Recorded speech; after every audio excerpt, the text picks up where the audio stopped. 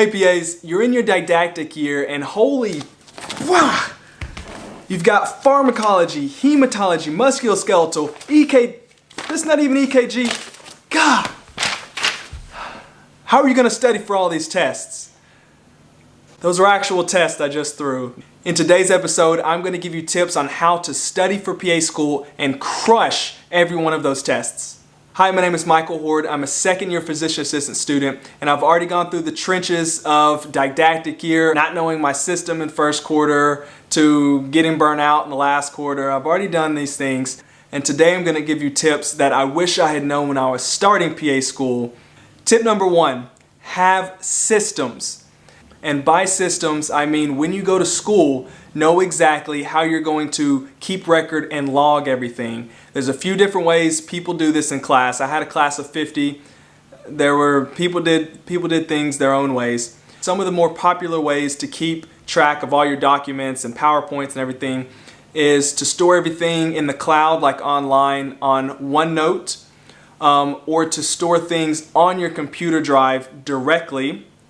Or some people did paper PowerPoints and they kept binders.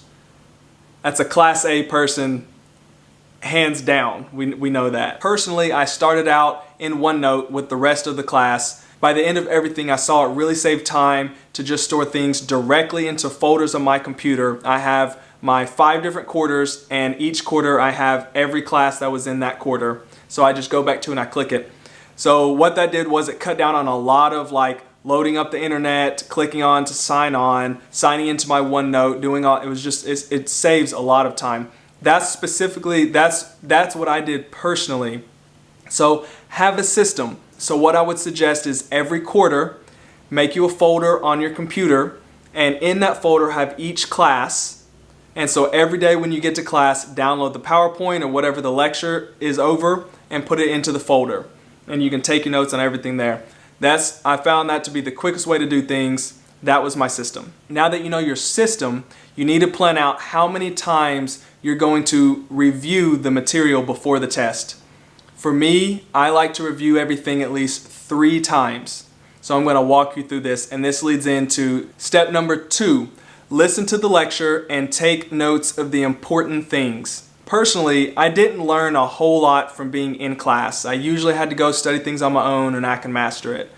So during the lecture, I would really pay attention to what the teacher was saying that was important, and I would make a star either on my PowerPoint or I would write a note out on it. If I'm typing, I would type something out. And I would just take bullets of the important things so that when I go back through and I'm hitting my study for the tests, I kind of have a mental picture of what I'm doing. Step number 3, review the lecture as soon as it's done. By this, I mean that as soon as you're done with the lecture, within 1 or 2 days, try and go back through for yourself and study the lecture. This allows you to remember the points and the emphasis that the teacher might have had the day before or the hours before while you were at school, while everything's still fresh on your mind. I've got a pro tip for this step. I'm just sprinkling out these little pro tips out here. When you're first going back after the lecture and you're going through the slides on your own, take a sheet of paper that is specifically for you to write down the name of the disease that you're going through. No details, just disease. This acts as like a personal table of contents so that you're able to get a quick reference of what all the test is over. After all this 2-hour lecture of heart murmurs and cardiovascular Kawasaki disease in the pediatric population, some crazy something, it's going to be a lot of detail when they're going through and it's going to seem like a lot. But if you get this quick reference of exactly what that lecture was over and you can just glance at it, it makes things so much easier. I would have people in my class just wanting to come look at my notebook just to see conceptually what this test is all over. So you're not getting 50 different things and you're just trying to remember them out of the blue. It's like a quick, oh yeah, it's all this was this lecture, this was this lecture.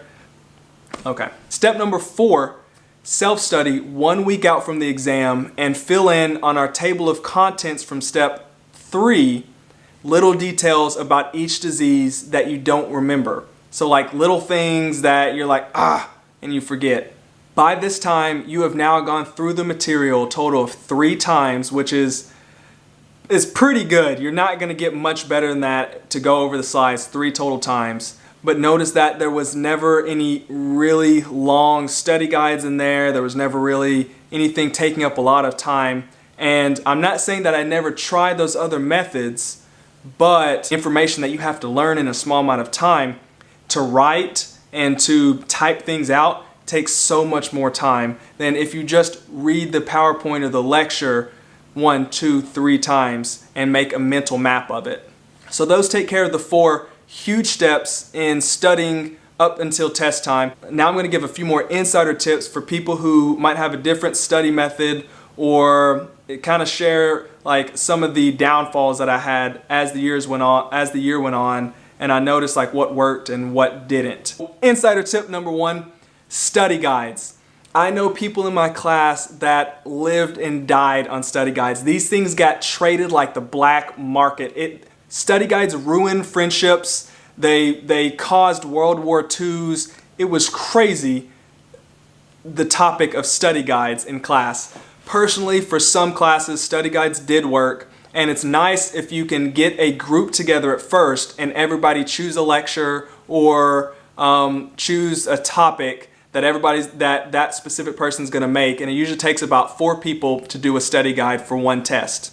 So if you enjoy study guides, if you like to type them out and read them over and over and over again, then try doing that. Personally, I found that by the time I had made my portion of the study guide, so much time had already passed and I still had to learn everybody else's portions that it was just a better use of time to review the PowerPoints and to get things in my head as opposed to trying to get them out there for myself and for everybody else. That was just my personal way to go about it. It saved a lot of time once I realized, you know what, we're trying to learn this for the long haul.